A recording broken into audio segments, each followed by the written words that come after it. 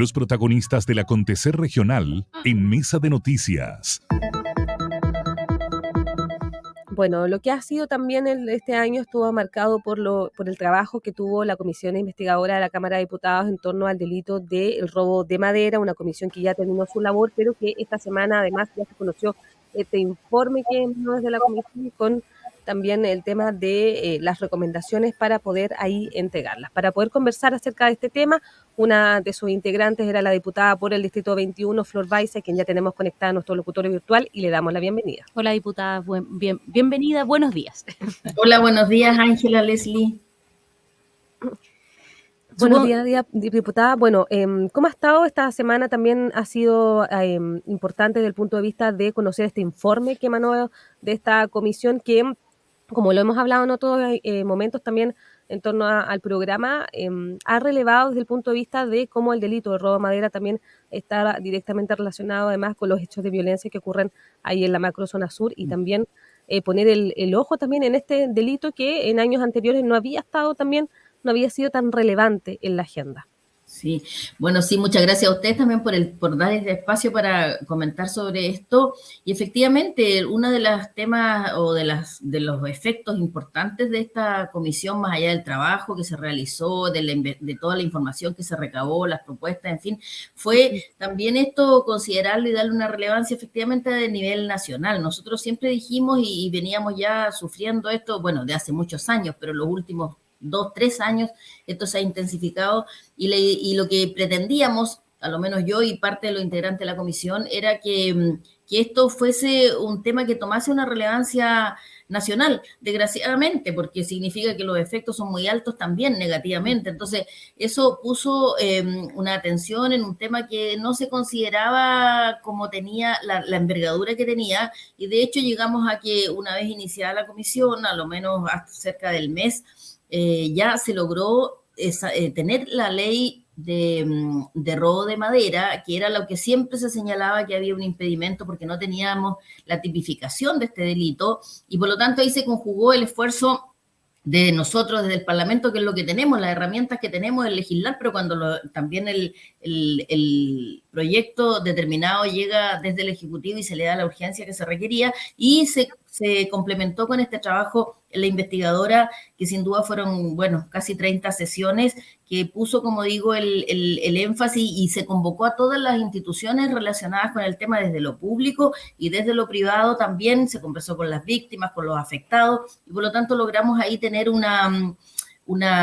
conclusión finalmente, que hasta ahora vemos que dentro de lo que estamos observando ha habido también un trabajo paralelo en ese tiempo desde la Fiscalía, de las instituciones llamadas a fiscalizar, que nos han dado hasta ahora una señal positiva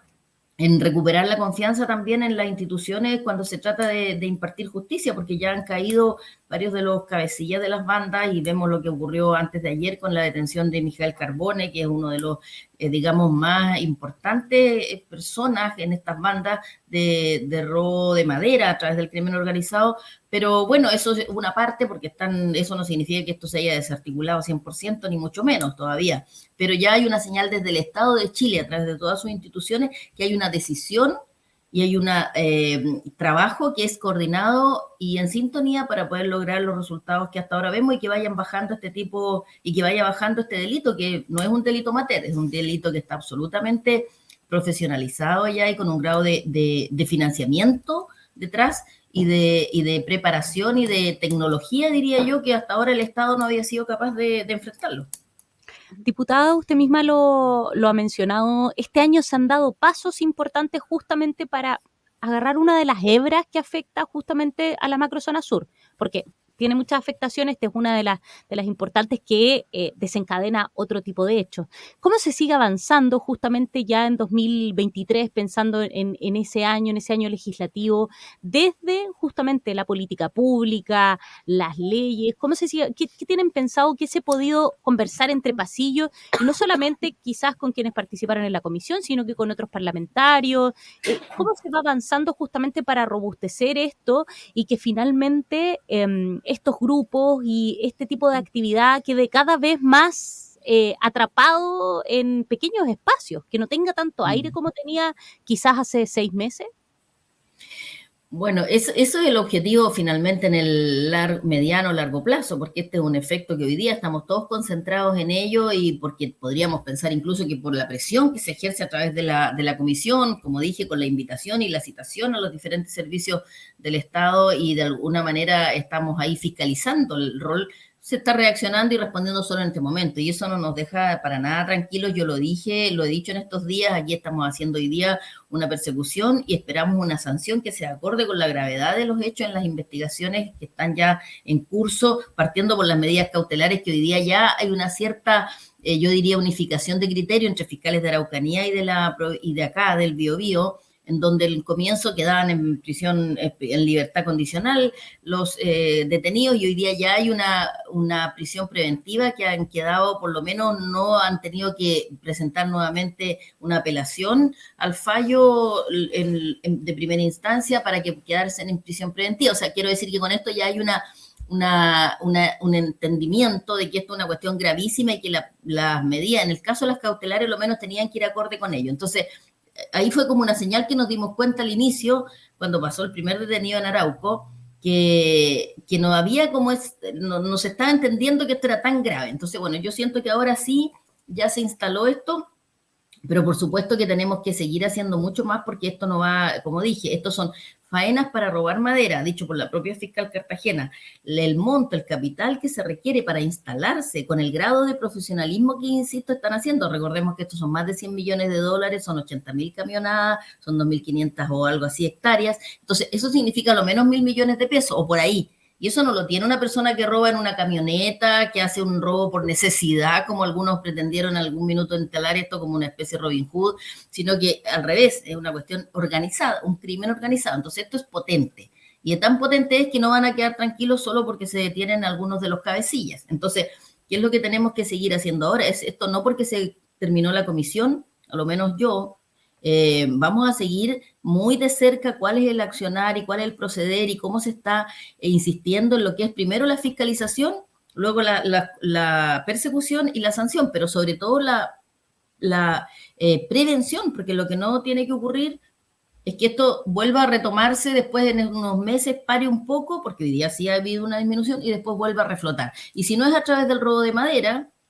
que es donde está la tipificación hoy día del delito, puede esto derivarse hacia otro tipo de expresiones, como es, por ejemplo, ya se ha dicho, ¿cierto? Se ha reconocido y se ha mencionado en muchos lugares ya esto de que, y lo hemos dicho en el Congreso, que podría derivarse a otro tipo de robos o como ya es el robo de cobre, que no es nuestra zona, pero también tenemos las usurpaciones, que en el fondo es el robo de la propiedad, finalmente, el robo de vehículos, que también hay ya una organización importante y si bien no ha llegado tanto a la provincia de Arauco, en este caso de Biobío, no estamos lejos que esto empiece a ocurrir, robo de ganado que ha habido mucho, es decir, cuando el crimen o estos delincuentes se han acostumbrado a tener dinero mal habido, van a buscar una forma de dónde poder obtenerla si se le está cortando la cancha por otra, como lo estamos haciendo hoy día con el robo de madera. La delincuencia, la violencia, sabemos que es como un globo, se aprieta de un lado, el aire se va hacia el otro. Entonces, vamos a estar muy atentos a cómo se combate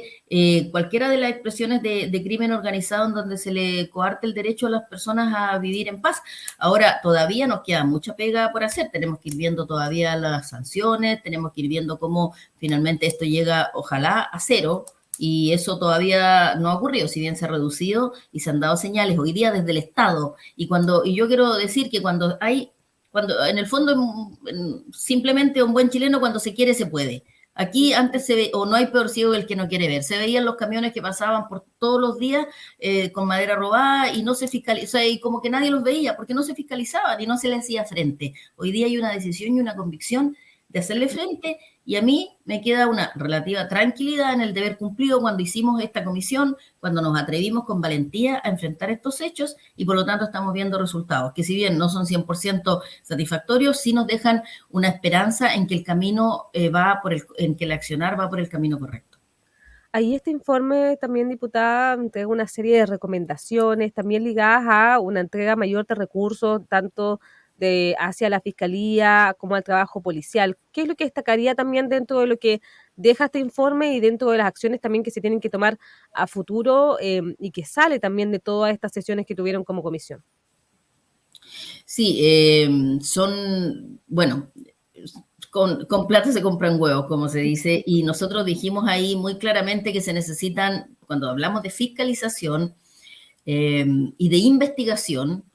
claramente se necesita una cantidad de recursos importantes, recursos financieros, es decir, presupuestos desde el Estado de Chile, porque si no, y ya lo dije, el grado de perfeccionamiento que tienen estas bandas es mayor que nosotros, que el Estado, y no han podido, y de armamento, que decir, ellos usan armamento pesado, de grueso calibre también. Entonces, por un lado está desde lo logístico, el equipamiento,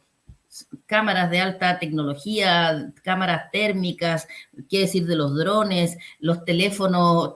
que sean de alto alcance, la inteligencia, que es un tema no menor. Nosotros también estuvimos con el director de la ANI y la verdad que el presupuesto de la ANI son una 140 o más, no son más de 200 funcionarios para todo el país, con un presupuesto que realmente no está acorde a lo que se requiere, pero es absolutamente insuficiente. Y